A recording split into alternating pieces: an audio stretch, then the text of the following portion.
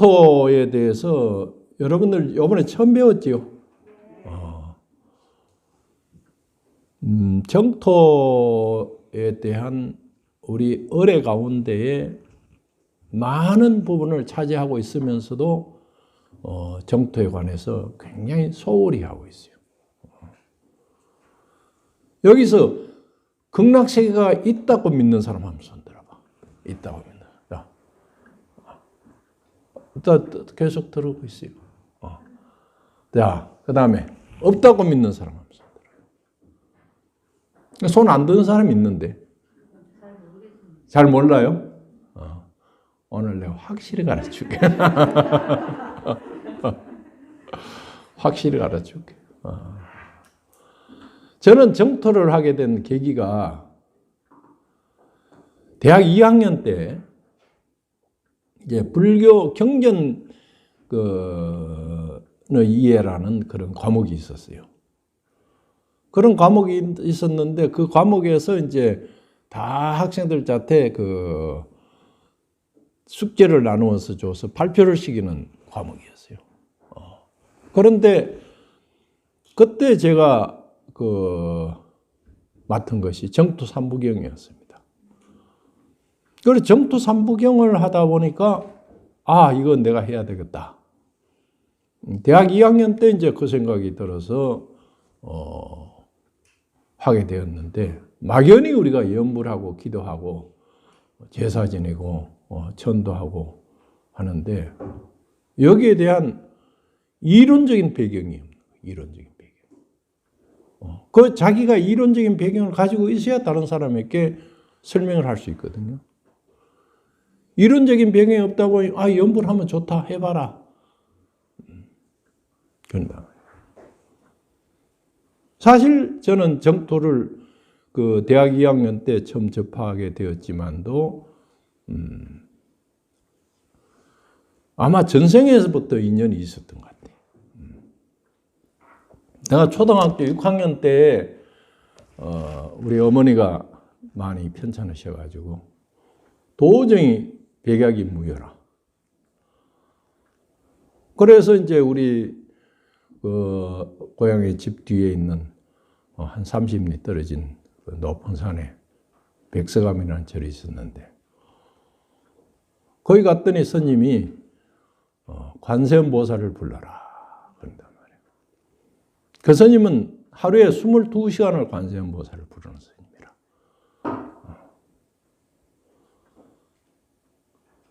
그래서 네가 일주일을 여기서 철야로 불러라 그런단 말이에요.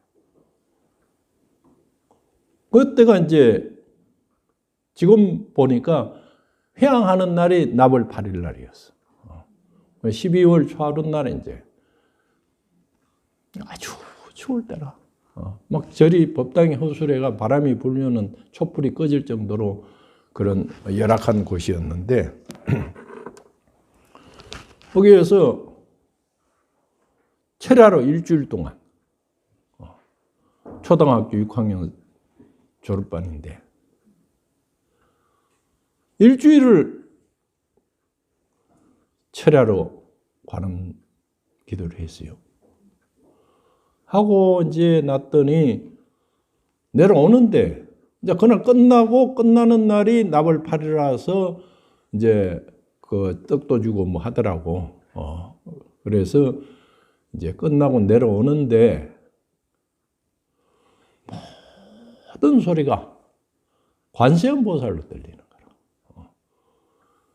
물소리, 바람소리, 소 우는 소리, 개 짖는 소리, 모든 소리가 관세음보살로 들려요. 한 이틀 동안. 그런 그 기도 경험을 했어요. 그런데 그때 어머니가 34살인가 5살인가 그랬는데 뭐 병원에서 도저히 가망이 없다 그래요. 그런데 그 뒤로 어떻게 점차 좋아지셔가지고 86까지 사시다 돌아가셨어. 그래서 그때의 그 어떤 신앙적인 경험이 고등학교 다니다가 출가를 하게 되고 또 동국대학에 불교학과를 가게 되고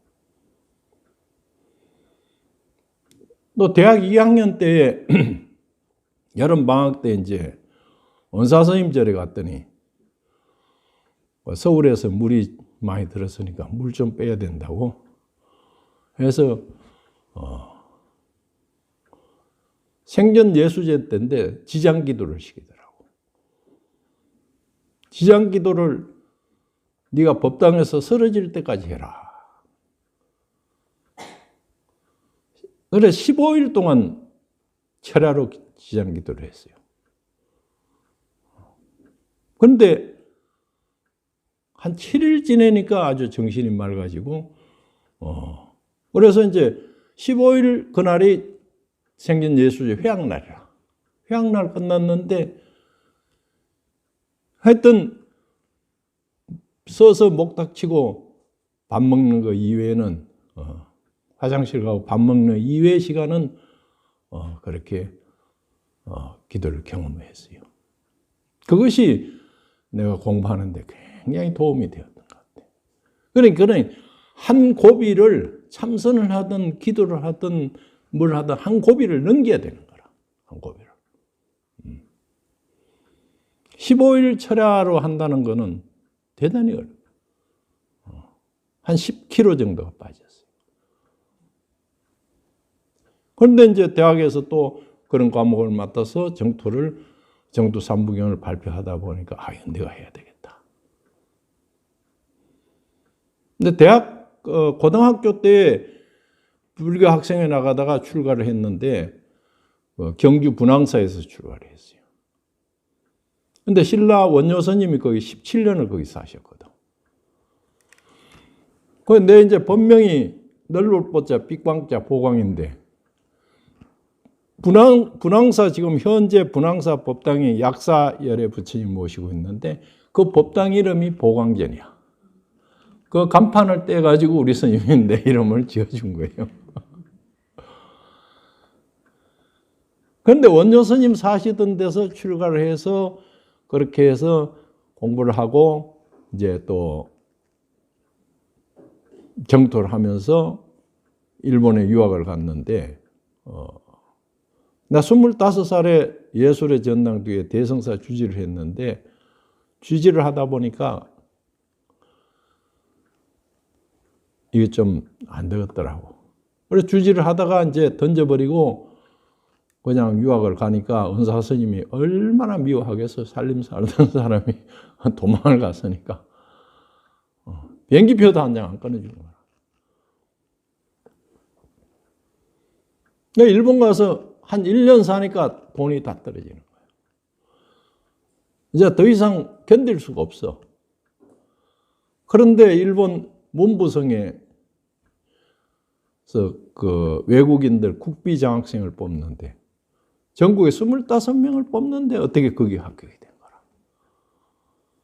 일본 문부성 장학금은 최고 장학금입니다. 한 달에 한 200만 원씩 딱 통장으로 들어오고 학비 다 정부에서 다 대주고 세미나 가면 또 여비도 다 주고 돌아올 때 비행기표까지 사줘. 그런 좋은 장학금을 받아가지고 공부를 하게 돼. 이건 내 힘이 아니라 그 기도했던 힘이었던 것 같아. 관세음보살 기도하고 지장보살 기도하고 했던 그 가피력이 아니었겠는가 저는 그렇게 생각을 합니다. 그래서 우리가 출가 생활을 하면서 어떤 신념을 자기가 하나 딱 갖는다는 것이 굉장히 중요한 거예요. 이것이 뭐냐? 초발심이란 말이에요. 이 초발심이 없이 하다 보면은 나중에 포교를 하더라도 이 책 저 책 봐서 임시로 이렇게 넘어가지. 한 가지 경전은 자기가 어디 가더라도 외울 정도가 돼야 돼. 한 가지는. 그것이 뭐 화음이든 천태든 정토든 뭐든 다 좋습니다. 자기 자태 딱 개합하는, 하다가 보면, 공부를 하다 보면은 개합하는 게 있을 거예요. 여러분들도 지금 4년 동안 공부를 하다 보면은 마음에 딱 개합되는 게 있을 거예요. 그 정토는 뭐냐 하면은 죽음의 세계에 대한 얘기예요. 죽음의 세계에 대한. 너무 분위기가 좀 딱딱하네. 좀 부드럽게 합시다. 편하게 앉으세요. 죽음의 세계에 대한 얘기야. 왜 죽음의 세계에 대해서 우리가 알아야 되느냐?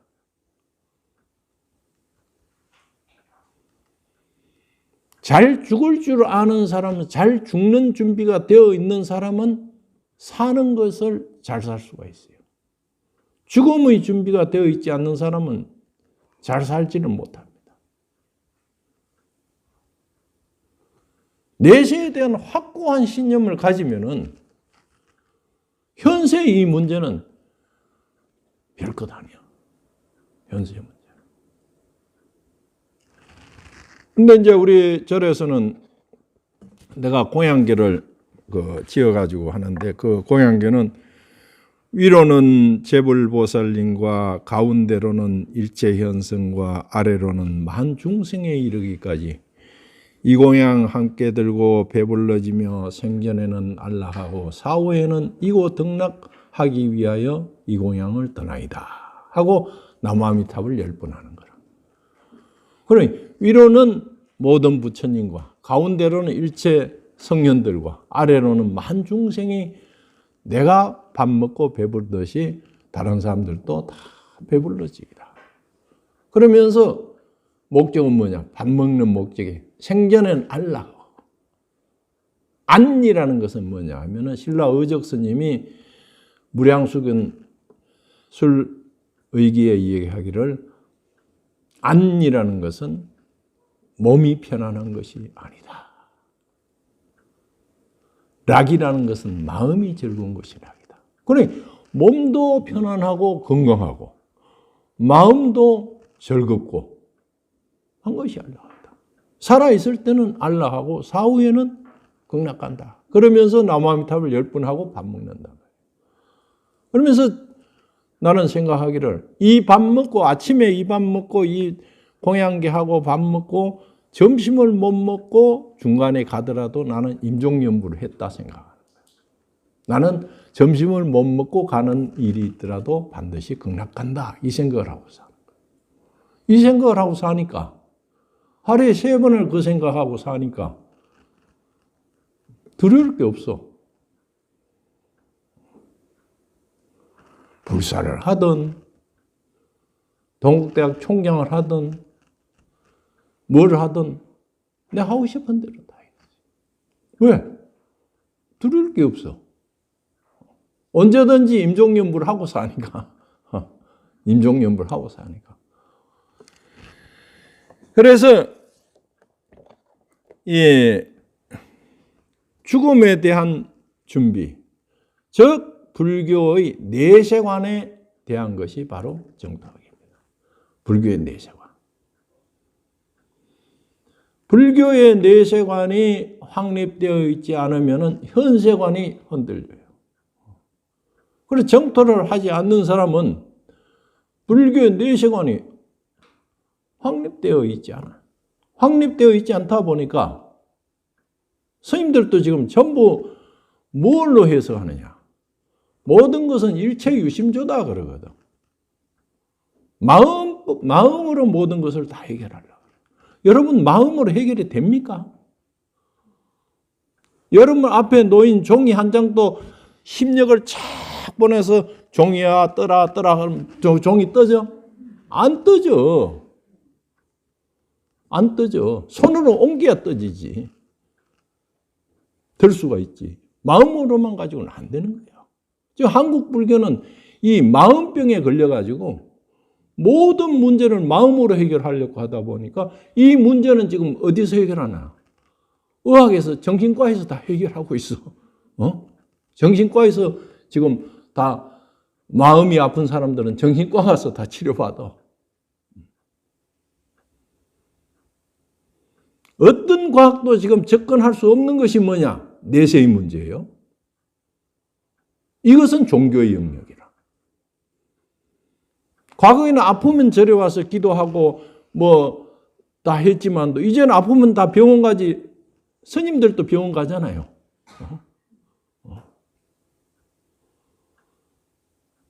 그런데 마음의 문제를 해결 안 돼, 지금은. 그 마음의 문제도 지금 정신과에서 전부 정신의학적으로 다 해결하고 있단 말이에요. 그럼 우리는 영역이 뭐냐? 이 내세의 문제는 아직까지는 과학에서 해결하지 못하고 있어요. 이것에 대해서 부처님은 정토교에 자세히 설해놨단 말이에요. 그것이 설한 것이 정토 사부경이에요. 무량수경, 관무량수경, 아미타경, 반주산미경이라는 경이 있어요. 아마 정토 삼부경은 많이 봤지만 반주산미경은 많이 안 봤을 거예요. 무량수경은 정토에 대한 교학적인 사상적인 체계를 세운 것이 무량수경이에요. 관무량수경은 정토 수행 방법 16관법을 통해서 수행 방법을 그러니 선에서 화두 창구하고 하는 가나선의 원료가 어디서 나오냐? 관무량수경에서 나왔어요. 오조 홍인스님이 관무량수경에 대한 소를 쓴 게 있어요. 그 관무량수경의 16관법이 나중에 가나선법으로 변한단 말이에요. 그 다음에 아미타경은 뭐냐? 정토 신앙을 얘기해요. 신앙을. 그 다음에 반주산매경은 반주산매경을 내가 최초로 번역을 했는데 부처님을 칭견하는 경 이렇게 번역했어요. 반주는 연불을 하면 연불산매 들면 부처님을 볼 수 있다. 부처님을. 그래서 이 반주산매경은 만일연불결사나 중국의 여산 해원 스님이 백년교사를 할 때 반주산매경이 소위경전이었어요. 이 네 가지 경전이 제일 중요해요. 근데 여러분들 시식하면서 장엄연불에서 나오는 게 뭐야? 시방3세 부처님 중에 어느 부처님이 최고라 그랬어? 아미타제일이라 그랬지. 시방3세 불 아미타제일 그랬단 말이야. 우리가 늘 영가전에 독송을 해주고 있잖아요. 그러니 부처님 가운데 최고 부처님 누구냐? 아미타불이야. 늘 하는 얘기예요. 장엄연불에서. 그래서 이 정토가 나오게 된 계기는 해력 스님의 강의하고 좀 중복되는 데가 있는지 모르겠습니다만은 나오게 된 계기는 부처님께서 생전에 계실 때에 불법을 두 가지로 나눴어요. 하나는 뭐냐? 정법. 하나는 호법. 그러니까 정법은 출가자들에게 부축을 하셨고 호법은 국왕 대신 장자 거사 제가자들에게 부탁하신 거예요. 그래서 그 정법을 부축했다고 그 부축을 받았다고 생각하는 사람들이 남방불교의 상자부 계통이에요.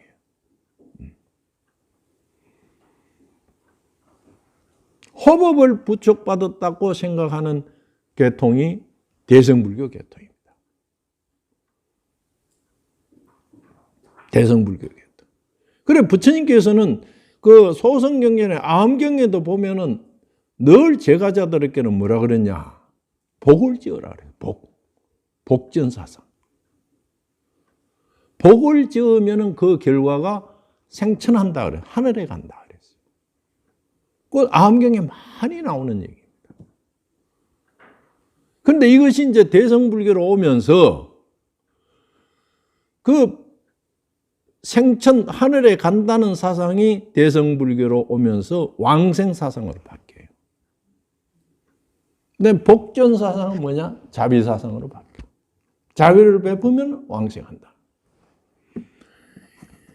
이제 이러한 사상이 됐는데 초기 대성불교, 정토교는 초기 대성불교에서 시작이 됐는데 그 대성불교가 소성불교는 일불일보살이거든. 한 부처님, 한 보살. 부처님의 전생의 자타카가 보살의 저거고 서가모니 부처님 한 분만이 인정을 하고 있는데 대성불교는 오면 어떠냐? 재불보살로 다보살, 다보살로 나오는 거예요. 재불보살로. 왜 대성불교가 재불보살로서 많은 부처님을 탄생시키느냐 하는 데는 그 근거가 원력이라는 것이 있어요. 원력. 그 원력이 근거가 돼서 대성불교의 모든 불보살은 자기의 원력이 있어요. 본원력. 그것을 본원력이라 하는데 지장보살은 몇 가지? 10가지죠. 약사열의 부처님은 12대원. 아미타불은 48대원. 서가모니 부처님은 500가지 원. 문수보살, 보현보살 다 원이 있어. 원이. 자기의 전공이 자기가 할 전공 분야가 있는 거야. 전공 분야가. 이래서 대성불교가 나오게 된 그러한 연유는 교리적인 연유는 뭐냐면은 그 아레아 연기설과 진여 연기설에서 나오는 일체 중생 계유불성이라는 데서 나옵니다. 그래서 서가모니 부처님 한 분만이 인정을 했는데 일체 중생이 계유불성이니까 누구나 깨달으면 다 부처가 될 수 있단 말이에요. 될 수 있으니까. 그 깨달음의 경지에 이런 많은 부처님이 계실 것이다.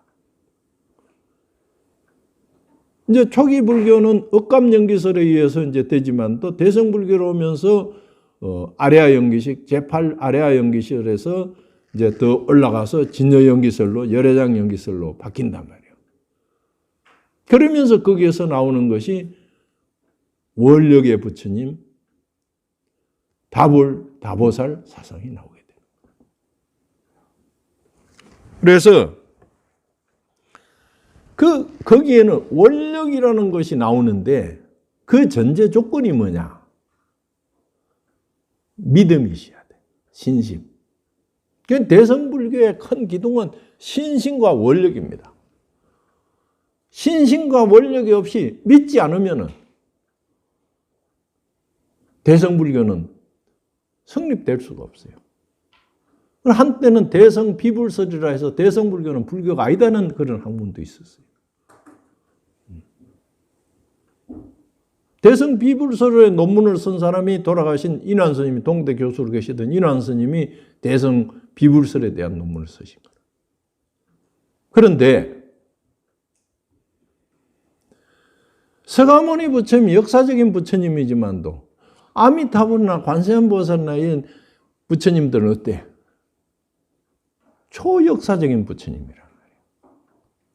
초역사적인. 그 초역사적인 부처님을 우리는 어떻게 이해를 하게 됐느냐? 서가모니 부처님의 말씀에 의해서 이해하게 된 거예요. 무량수경도 보면 서가모니 부처님이 극락세계에 대한 쭉 이 얘기를 하고 있어요.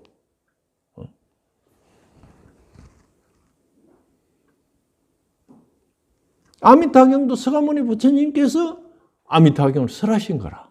과거에 이런 일이 있었다. 여러분들이 여기에 복령사 오기 전에 옛날에 여기에 큰 스님께서 복령사 일구던 얘기를 여러분들은 모르지만도 위에 주지스님이나 유런장 스님을 통해서 옛날에 참 큰 스님께서 여기에 허벌판에 오셔가지고 읽었다 그런 얘기 많이 들었지요. 들었지만도 보지는 못했잖아. 그래서 서가모니 부처님은 과거 전생을 환하게 아시기 때문에 그 얘기를 우리에게 해준 거예요. 해준 거에 대해서 믿지 않으면 안 되는 거야. 아, 이건 뭐 서가모니 부처님이 이런 얘기를 뭐 하셨나. 그것은 기독교도 마찬가지야. 기독교도 하나님을 본 사람은 아무도 없어요. 예수님의 입을 통해서 하나님이라는 존재를, 초역사적인 하나님이라는 존재를 인식하는 것이지.